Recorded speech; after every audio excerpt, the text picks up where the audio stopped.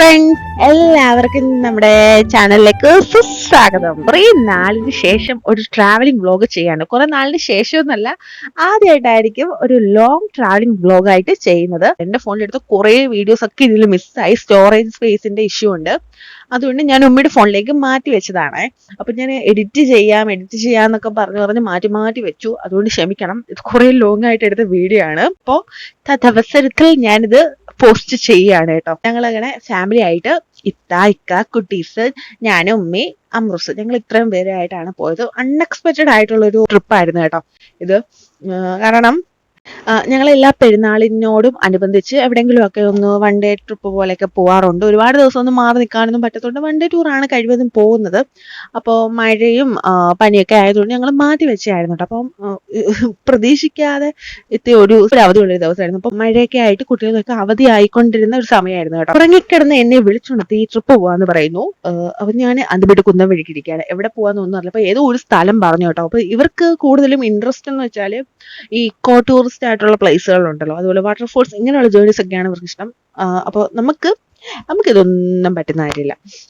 അപ്പൊ ഞാൻ ചോദിച്ചു, അയ്യോ എനിക്ക് അവിടെയൊക്കെ പോകുന്നത് എനിക്ക് എന്തോ പോലെ കേട്ടോ. കാട്, മേട്, കുന്നെന്നൊക്കെ പറയുമ്പം ഇഷ്ടമാണ്, പക്ഷെ എന്നാലും ഞാൻ അതിനെ അധികം പ്രോത്സാഹിപ്പിക്കാറില്ല. അപ്പൊ ഞാൻ ചോദിച്ചു ബീച്ചിലോ വേറെ കുറച്ച് വെറൈറ്റി ആയിട്ടുള്ള എവിടെയെങ്കിലുമൊക്കെ പോവാന്നൊക്കെ ഇങ്ങനെ പറഞ്ഞായിരുന്നു. പിന്നെ എവിടെ ആയാലും ഒന്ന് കറങ്ങാൻ ഇറങ്ങിയാൽ മതി എന്നുള്ളൊരു രീതിയായിരുന്നു. അപ്പൊ പിള്ളേരെല്ലാം അടിപൊളി സന്തോഷമായിട്ട് ഇങ്ങനെ ഇരിക്കുന്നു. അങ്ങനെ ഞങ്ങൾ പെട്ടെന്ന് റെഡി ആയല്ലോ. ഒരു പ്ലാനിങ് ഒന്നും ഇല്ലായിരുന്നു. എവിടെ പോകുന്ന ഒന്നും അറിയില്ല. ആകെ ലൊക്കേഷൻ അറിയാവുന്നത് ഇത്തിക്ക് മാത്രമേ ഈ പ്ലേസ് അറിയത്തുള്ളൂ കേട്ടോ. അപ്പൊ ആള് വണ്ടിയിൽ ഗൂഗിൾ മാപ്പൊക്കെ വെച്ചിട്ടാണ് ഇരിക്കുന്നത്. തൊട്ടപ്പുറത്തേക്ക് ഡ്രൈവ് ചെയ്യുന്നുണ്ട്. അപ്പൊ ഇത് ഞങ്ങളെല്ലാവരും ആദ്യമായിട്ടാണ് ഈ പ്ലേസിൽ പോകുന്നത്. അപ്പൊ അറിയാത്തത് കൊണ്ട് തന്നെ ഭയങ്കര എക്സൈറ്റ്മെന്റ്. എന്തായിരിക്കും എന്താണ് അവിടെ കൊട്ടവഞ്ചിയാണെന്നൊക്കെ പറഞ്ഞിട്ടുണ്ടായിരുന്നു. അപ്പം പത്തനംതിട്ടയിൽ കോന്നി അടവി ഇക്കോ ടൂറിസം ആണ് പോകുന്നത്. അവിടെ ഈ കുട്ടവഞ്ചി സവാരിയൊക്കെ ഉണ്ട്. വളരെ നല്ല ഒരു ഏരിയയാണ് എന്നൊക്കെയുള്ള രീതിയിലാണ് പോയത്. അങ്ങനെ കുന്നും മലയും കാടും അരുവികളും പുഴകളും ഒക്കെ ഞങ്ങൾ എന്തായാലും ഉറപ്പാണ്, അറിയാത്ത സ്ഥലമാണോ, ഗൂഗിൾ മാപ്പ് ഉണ്ടോ, വഴിതെറ്റും. അതെ, വഴിതെറ്റി. അങ്ങനെ ഞങ്ങൾ വഴിതെറ്റി. അപ്പൊ പിന്നെ ഞങ്ങൾ വീണ്ടും റിട്ടേൺ അടിച്ചു. അപ്പം തിരിച്ചു വരുന്ന വഴിയൊക്കെ കുറെ എന്തൊക്കെയോ സംഭവങ്ങളൊക്കെ അവിടെ ഉണ്ടായിരുന്നു കേട്ടോ. എന്തൊക്കെയോ കാര്യങ്ങളൊക്കെ കാണാനൊക്കെ ഉണ്ടായിരുന്നു. പിന്നെ കുരങ്ങുകളെ ഒന്നും അങ്ങനെ അധികം ഈ ഏരിയയിലൊന്നും കണ്ടില്ല. എന്താണെന്ന് അറിയത്തില്ല. മനോഹരമായ ഒരു യാത്ര. അപ്പൊ ഞങ്ങളൊരു ഉച്ചയായപ്പോൾ അവിടെ എത്തി കേട്ടോ. രാവിലെ നല്ല ഒരു ഉച്ചയായി ഞങ്ങൾ വീട്ടിൽ നിന്ന് ഇറങ്ങിയപ്പം.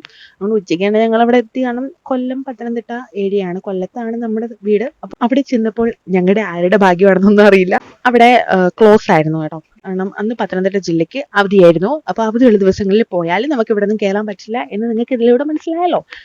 അങ്ങനെ നമുക്കവിടെ എൻട്രി ഒന്നും ഇല്ല. ഞങ്ങളിവിടെ ചെന്നപ്പം അധികം ആളുകളൊന്നും ഇല്ലായിരുന്നു. പിന്നെ അവിടുത്തെ സെക്യൂരിറ്റിയോട് ചോദിച്ചപ്പം പുള്ളിയാണ് പറഞ്ഞത്, തൊട്ടടുത്തൊരു വാട്ടർഫോൾസ് ഉണ്ട്, ഇവിടെ വന്നവരെല്ലാം അവിടെ പോയിട്ടാണ് പോകുന്നത്. കുട്ടികളെല്ലാം ഉറക്കമായിരുന്നു വണ്ടിയിരുന്ന്. ഫുഡ് കഴിക്കാനുള്ള ഒരു പ്രിപ്പറേഷനിലായിരുന്നു. അപ്പൊ എത്തി വീട്ടിൽ ഫുഡൊക്കെ റെഡി ആക്കിക്കൊണ്ടാണ് വന്നത്.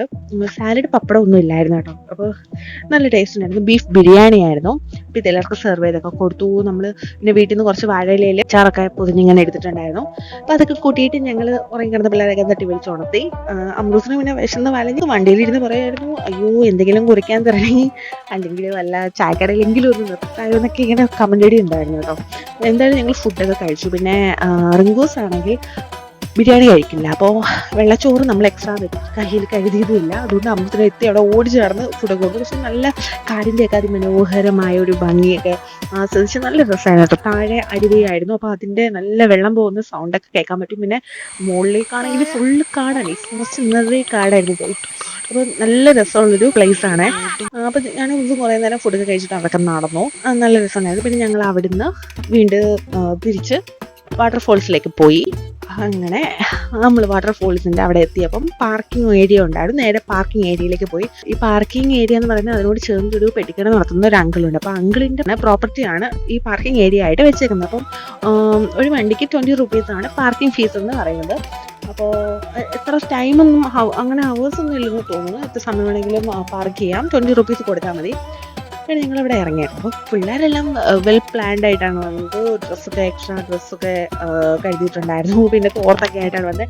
റയൻ്റെ പോക്ക് കണ്ടാൽ നമ്മൾ ഈ ശബരിമലയിലൊക്കെ പോകുന്നവരെ കണ്ടില്ലേ, അതുപോലൊരു ഫീലായിരുന്നു കേട്ടോ തോന്നിയത്. പക്ഷെ നല്ല രസമുള്ളൊരു ഏരിയ ആണ്. നമ്മുടെ വീട്ടിനടുത്തൊക്കെയുള്ള വാട്ടർഫോൾസ് പോലെയൊക്കെ എൻജോയ് ചെയ്യാൻ പറ്റിയ, ഫാമിലീസിനൊക്കെ എൻജോയ് ചെയ്യാൻ പറ്റിയ ഏരിയ. നമ്മൾ ചെന്നപ്പോൾ അത്യാവശ്യം കുറച്ച് പേരെ ഉണ്ടായിരുന്നുള്ളൂ കേട്ടോ. ഞങ്ങളിവിടെ ചെന്നപ്പോൾ ഞാൻ അമൃതത്തിൻ്റെ കൈയൊക്കെ പിടിച്ച് നടന്നു. അപ്പോൾ അതിനോട് അടുത്ത് ഊട്ടുപുളി ഇങ്ങനെ നിൽപ്പുണ്ടായിരുന്നു കേട്ടോ. അപ്പം എനിക്കിതൊക്കെ ഭയങ്കര ആദ്യത്തെ കാഴ്ചയായിരുന്നു. നമുക്ക് തൊട്ടടുത്തൊന്നും ഇതുപോലെ വാട്ടർഫോൾസ് കാര്യങ്ങളൊന്നും ഇല്ലല്ലോ. അപ്പോൾ നമ്മൾ കാണുമ്പം തൊട്ടടുത്ത് ഇത്ര അടുത്ത് നിന്ന് കണ്ടിട്ടില്ല. നമ്മൾ കൊല്ലക്കാർക്ക് തൊട്ടടുത്തെന്ന് പറയാൻ പറ്റുന്നത് പാലരുവി, കുറ്റാലം വാട്ടർഫോൾസ് ഒക്കെയാണ്. പക്ഷെ എനിക്ക് അതിൽ നിന്നൊക്കെ കുറച്ച് ഇഷ്ടപ്പെട്ടു. നമ്മുടെ മലയാളികളുടെ ഏരിയ ആയതുകൊണ്ടാണോ എന്നൊന്നും അറിയില്ല.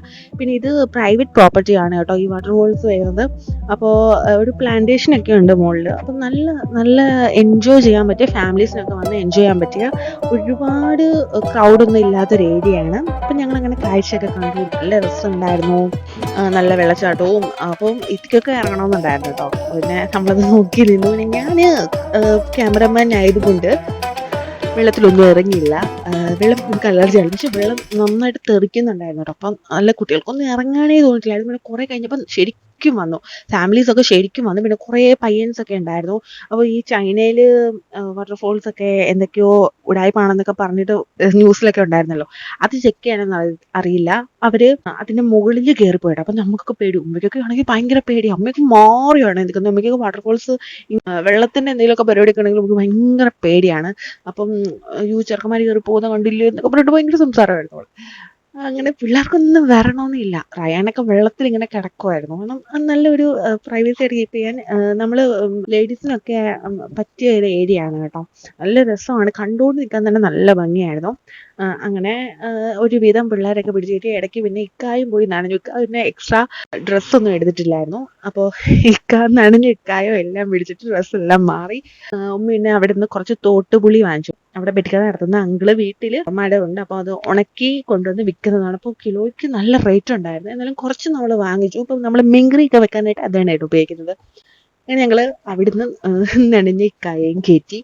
നമ്മൾ ആകെ ഒരു അടിപെടലും നനഞ്ഞ അവസ്ഥയായിരുന്നു വണ്ടിയിൽ. ഉച്ചയ്ക്ക് കഴിച്ച് ഫുഡൊക്കെ ദഹിച്ചായിരുന്നു.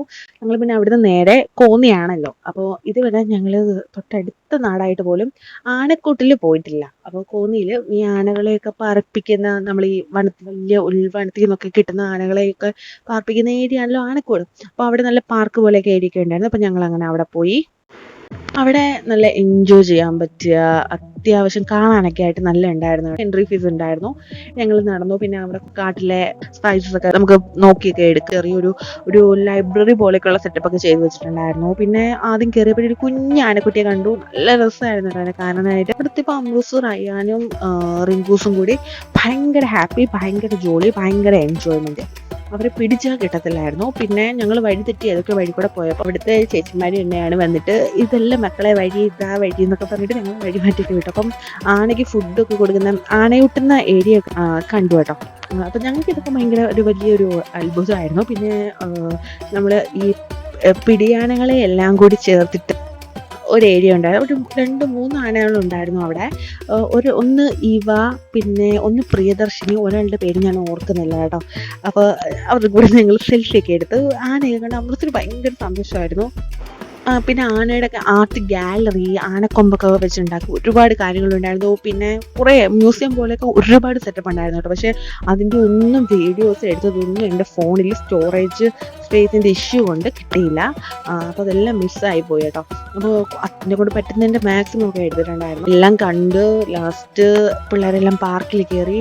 അമ്രൂസിന് പറ്റാത്ത ഏരിയയിലൊക്കെ അമ്രൂസ് ചാടി കയറാമായിരുന്നു. ഞാൻ അമ്രൂസിൻ്റെ പുറകെയൊക്കെ പോയി. പിന്നെ കുറേ നേരം ഊഞ്ഞാലിലേക്ക് ആടി. അങ്ങനെ ലാസ്റ്റ് ഞങ്ങൾ അവിടെ നിന്ന് തിരിച്ചു വന്നപ്പോൾ എന്തായാലും രാത്രിയായി, നന്നായിട്ട് വിശന്നു. ഞങ്ങൾ നേരെ ഒരു റെസ്റ്റോറൻറ്റിലേക്ക് കയറി. പിന്നെ ഫുഡൊക്കെ കഴിച്ചു. ഫുഡ് കഴിച്ച് കുട്ടികൾക്ക് എന്തൊക്കെയോ ഷേക്ക് കാര്യങ്ങളൊക്കെ വേണമെന്ന് പറഞ്ഞു. അതൊക്കെ ഓർഡർ ചെയ്ത് ഞങ്ങളങ്ങനെ ഫുഡൊക്കെ നന്നായിട്ട് ആശ്രയിച്ച് തന്നെ കഴിച്ചു. അതൊക്കെ കഴിഞ്ഞിട്ട് തിരിച്ചു വരുന്ന വഴിക്ക് റയാനൊന്ന് ഒമിറ്റ് ചെയ്തായിരുന്നു കേട്ടോ. പിന്നെ കുറച്ച് കഴിഞ്ഞപ്പോൾ റിങ്കൂസ് കാറിൻ്റെ ഡോറിൽ കൈ കൊണ്ടുവന്ന് അടച്ചു. റിങ്കുവിൻ്റെ കയ്യിൽ എന്തൊക്കെയോ സീനായി. അങ്ങനെ ആകെ കരച്ചിൽ ബഹളം.